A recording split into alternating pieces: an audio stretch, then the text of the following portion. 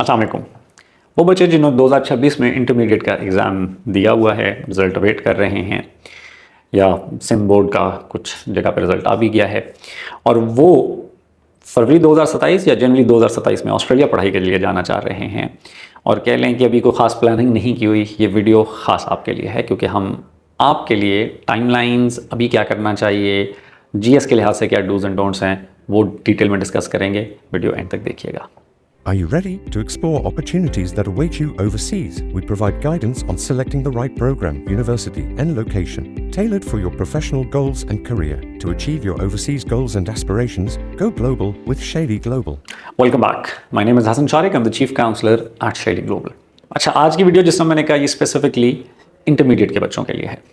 Intermediate के बच्चे जो कि अभी रिजल्ट वेट कर रहे हैं और वो ऑस्ट्रेलिया पढ़ाई के लिए जाना चाह रहे हैं फरवरी 2027 में या से फॉर इंस्टेंस जुलाई 2027 में। एक चीज़ ध्यान में रखिए, और ये मैं विद बिट ऑफ सैडनेस ये बात कर रहा हूँ कि दो तरह के हाई स्कूल स्ट्रीम्स पाकिस्तान में ऑफर हो रही होती हैं, एक ए लेवल्स और आईबी और एक इंटरमीडिएट। आमतौर पे जो ए लेवल्स और आईबी के बच्चे हैं उन स्कूलों के अंदर career counsellors, guidance counsellors, university placement counsellors, वो एक डिपार्टमेंट होता है जो बच्चों को 1 साल और कई दफ़ा 2 साल पहले से यूनिवर्सिटी एप्लीकेशन और उसके लिए बता रहे होते हैं, समझा रहे होते हैं। So the kids are well prepared. Intermediate वाली स्ट्रीम्स के अंदर ऐसा नहीं होता। तो जनरल इंप्रेशन बच्चों का और पेरेंट्स का भी ये होता है कि जी इंटरमीडिएट का जब रिज़ल्ट आएगा उसके बाद हम सारा प्रोसेस स्टार्ट करेंगे, क्योंकि जो पब्लिक यूनिवर्सिटीज़ हैं आपकी अ लॉट ऑफ टाइम्स पाकिस्तान में उनका सेशन भी स्टार्ट होता है अक्टूबर, नवंबर, दिसंबर में, ठीक है। तो लोग यही समझ रहे होते हैं कि तब ये करना है, लेकिन जो आपकी फॉरेन यूनिवर्सिटी एडमिशन्स हैं वो अ लॉट ऑफ टाइम्स आपको रिज़ल्ट आने से पहले से बहुत सारा प्रोसेस स्टार्ट कर देना होता है। और ऑस्ट्रेलिया का अगर प्लान आपके ज़हन में है तो फिर आपका एकेडमिक्स एक एलिमेंट है जो आपका एडमिशन है, और उसके साथ साथ आपका एक और इम्पॉर्टेंट एस्पेक्ट है जो कि आपका जीएस या फाइनेंशियल स्क्रूटनी है, उसकी प्लानिंग भी अभी करना बहुत ज़रूरी है, ठीक है। तो हम सबसे पहले थोड़ी सी टाइमलाइंस देख लेते हैं। इंटर वाले बच्चे जो रिज़ल्ट वेट कर रहे हैं अभी वो फ्री हैं, प्रैक्टिकल्स वगैरह भी ऑलरेडी हो चुके हुए हैं। आपके लिए ये आइडियल टाइम है कि इस टाइम में आप अपना आईएलटीएस या पीटी की प्रिपरेशन कर लें, ठीक है। ओ लेवल्स, ए लेवल्स के बच्चों को बहुत सौ को एडमिशन वेवर मिल जाएगा अगर उनका ग्रेड हाई है, आपको नहीं मिलेगा, ठीक है। नंबर 1। नंबर 2, ऑस्ट्रेलिया की यूनिवर्सिटीज़, एक बड़ा नंबर यूनिवर्सिटीज़ का वो इंटरमीडिएट को डायरेक्टली एक्सेप्ट नहीं करती, ठीक है। देयर आर सर्टेन यूनिवर्सिटीज़ जो करती हैं, वो फिर अराउंड 70% या से ऊपर के मार्क्स रिक्वायर कर रही होती हैं। तो वो बच्चे जो बैचलर्स के लिए जाना चाह रहे हैं, उन्होंने इंटर किया है, उनके मार्क्स स्लाइटली कम हैं, ठीक है, या किसी ऐसी यूनिवर्सिटी में जा रहे हैं कि जो इंटर को एक्सेप्ट ही नहीं करती, आपने फिर डिप्लोमा टू डिग्री जो है वो वाली ऑप्शन लेनी है जिसको D2D कहते हैं। इसमें बहुत सारे लोगों को एक कन्फ्यूजन होती है कि ये जो पाथवे है, कुछ इसको फाउंडेशन कहते हैं आमतौर पे, इसमें कोई एक्स्ट्रा टाइम लगेगा। अगर आपको D2D डिप्लोमा टू डिग्री मिल रहा है, इंटरनेशनल ईयर 1 जिसको कहा जाता है, तो इसमें कुछ एक्स्ट्रा टाइम आपका नहीं लगेगा। आप जो पहला साल पढ़ेंगे वो equivalent to the first year of bachelors होगा, and in many cases you will be studying on the same campus. तो एक तो आपने ये ज़हन में रखनी है, ये खासतौर पे पेरेंट्स के लिए बड़ा इंपॉर्टेंट एस्पेक्ट है। अच्छा, अब इसमें एक इम्पॉर्टेंट एलिमेंट ये आ जाता है कि जब आप ये पाथवे की तरफ जा रहे होते हैं, पैकेज्ड ऑफर्स की तरफ जा रहे होते हैं, तो कई दफ़ा आपकी जीएस की स्क्रूटनी थोड़ी सी हाई होती है, ठीक है, क्योंकि जो आपको पहले साल वाला COE है ये एक इशू होगा, फिर ईयर 2, ईयर 3, और अगर 4 साल की डिग्री है तो ईयर 4 वाला वो एक अलग इशू होगा। तो आपकी स्क्रूटनी थोड़ी सी कई दफ़ा ज़्यादा हो जाती है, नंबर 1।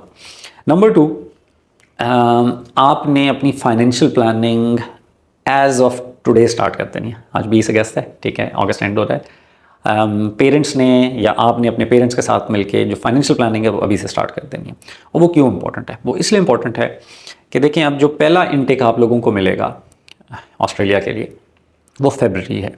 फरवरी का मतलब है कि फरवरी के अंदर आपकी क्लासेस स्टार्ट होंगी, नॉर्मली 15 से लेके 25 फरवरी तक या एंड फरवरी तक, कुछ की फर्स्ट वीक ऑफ मार्च। तो आइडियली आपने बिगिनिंग ऑफ जनवरी, ये लेटेस्ट है, आइडियली तो आई वुड से दिसंबर में आपका वीज़ा फाइल होना चाहिए। अब जो आपका वीज़ा फाइल होना है, in most cases a lot of universities, या फिर ये जो first year diploma leading into second year and third year D2D वाले जो पाथवेज हैं, इनमें आपको जो मेंटेन बैंक स्टेटमेंट की रिक्वायरमेंट है वो अराउंड 3 मंथ्स होती है। तो अगर आपने दिसंबर में वीज़ा अप्लाई करना है तो अब आप खुद उसकी बैक एंड मैथ्स कर लीजिए। नवंबर, अक्टूबर, सितंबर। सो अगर 15-20 सितंबर तक आपकी बैंक स्टेटमेंट मेंटेन हो गई है, रफली about 14 million 15 million PKR, minimum 13 million PKR, तो फिर आप 3 महीने की maintain bank statement GS assessment के लिए इंस्टीट्यूशन को दे सकेंगे, ताकि आप दिसंबर मिड एंड या बिगिनिंग ऑफ जनवरी के अंदर वीज़ा अप्लाई कर सकें। So a lot of planning has to happen right now. अच्छा, अब इसमें एक इंपॉर्टेंट एस्पेक्ट उसके साथ कि ये जो 3 महीने हैं इसमें आपने फंड्स भी मेंटेन करने हैं और आपके स्पॉन्सर की जो फाइनेंशियल डॉक्यूमेंटेशन है उसकी सही प्रॉपर प्रेजेंटेशन भी इन्हीं 3 महीने में होनी चाहिए। ठीक है, बहुत सारे लोग हैं उनकी रेंटल इनकम होती है, वो कई दफ़ा कैश के ऊपर आ रही होती है। ठीक है, तो उसको डॉक्यूमेंटेड तरीके से शो करना, टैक्स रिटर्न्स प्रॉपरली आपके डेवलप हुए हों। ऐसा भी इंस्टेंस है कि आप प्राइवेट कंपनीज़ में लोग काम कर रहे होते हैं तो सैलरी तो उनकी 3 लाख है, लेकिन उनको 1.5 लाख एक जगह से मिल रहा है, बाकी कैश मिल रहा है, वो भी नहीं करना, हमने प्रॉपर्ली इसको डॉक्यूमेंटेड करना है। तो ये जो आपके फाइनेंशियल्स हैं, जो GS की प्लानिंग है, ये अगर आप अगले 3-4 हफ्ते से लेट करेंगे तो फिर फरवरी का इंटेक इंटरमीडिएट वाले बच्चे जो अप्लाई करना चाह रहे हैं उनके लिए बड़ा मुश्किल हो जाएगा, विद द एक्सेप्शन ऑफ 1 और 2 यूनिवर्सिटीज़। मर्डॉक यूनिवर्सिटी जो है वो एक ऑफरिंग करती है जिसके अंदर उनको सिर्फ 1 महीने की बैंक स्टेटमेंट चाहिए। अगर आप मेजर सिटी से हैं तो न्यूकासल यूनिवर्सिटी है जो कि अगेन रीजनल यूनिवर्सिटी है, वहाँ पे 1.5 महीने की बैंक स्टेटमेंट एक्सेप्ट हो जाती है। तो ये वो यूनिवर्सिटीज़ हैं कि जिनमें अगर आप सितंबर एंड या अक्टूबर के शुरू में भी बैंक स्टेटमेंट मेंटेन कर लेंगे तो आपका की पॉसिबिलिटी बन जाएगी। But see important aspect is कि अगले 3-4 हफ्ते में प्लानिंग बहुत ज़रूरी है। अच्छा, आपका अपना IELTS या PT ये टाइम है उसको प्रिपेयर करने का। और इसके साथ साथ बहुत इंपॉर्टेंट है कि आप अभी अपनी ऑफ़र ले लें। आप अपने फर्स्ट ईयर और सेकेंड ईयर इंटरनल ग्रेड की बेस के ऊपर कंडीशनल ऑफ़र ले सकते हैं। ये बहुत सारे इंटरमीडिएट के बच्चों को नहीं पता होता। आप कंडीशनल ऑफ़र ले लें ताकि आपको क्लियरली पता लग जाए कि किस इंस्टीट्यूशन में आपका एडमिशन हुआ है, क्या पार्शियल स्कॉलरशिप मिल रही है, उसके लिहाज से आपको कितनी बैंक स्टेटमेंट चाहिए, क्या अमाउंट प्रूव करनी है। जैसे ही आपका इंटर का रिज़ल्ट आएगा, 15 सितंबर को आता है, आप सेकेंड ईयर की भी अपनी मार्कशीट प्रोवाइड करेंगे और आपकी वो कंडीशन बिल ऑफ हो जाएगी। So this is a very very important time. ये जो अगले 2 से 4 हफ्ते हैं इंटरमीडिएट के बच्चों के लिए क्विकली प्लान करने के लिए, अगर आप फरवरी इनटेक के अंदर जाना चाह रहे हैं। एक चीज़ ये में ज़रूर रखिए कि अंडर द GS फ्रेमवर्क इस टाइम आप इंटरमीडिएट वाले बच्चों के लिए जिनका इस दफ़ा रिज़ल्ट आ रहा है उनके लिए सिर्फ 2 इनटेक्स पॉसिबल हैं फरवरी की 2027 में, फेब वाली और फेब के बाद जुलाई वाली। क्योंकि जुलाई के बाद अगली इनटेक कुछ जगह पे अक्टूबर नवंबर आएगी 2027 और कुछ पे है फरवरी 2028 हो जाएगी। इवन अक्टूबर नवंबर 2027 के अंदर जब आप अप्लाई करेंगे तो आपके इंटरमीडिएट को 12 महीने से ज़्यादा हो चुके होंगे और उस सूरत में यूनिवर्सिटीज़ आपकी GS नहीं अप्रूव करेंगी, क्योंकि इंटरमीडिएट के बाद अगर 12 महीने से ज़्यादा का गैप आ जाए तो GS अप्रूव नहीं होती, क्योंकि वीज़ा के रिफ्यूज़ल के चांसेस बहुत हाई होते हैं।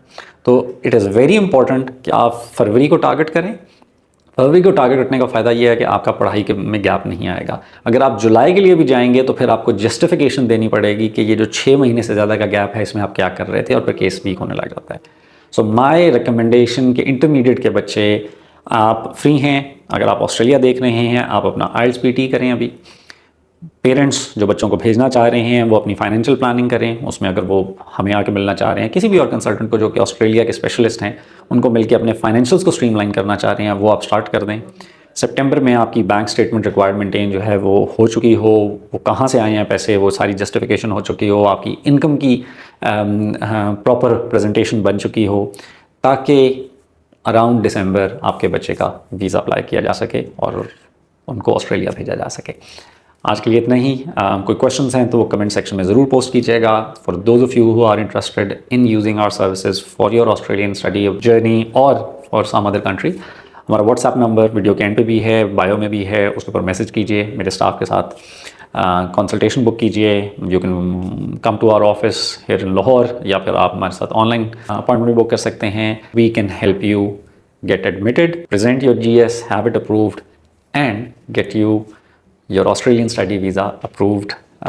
तो जो लोग कनेक्ट करना चाहें वो ज़रूर करें। आज के लिए इतना ही, जल्द एक और वीडियो के साथ मिलेंगे। अल्लाह हाफ़िज़।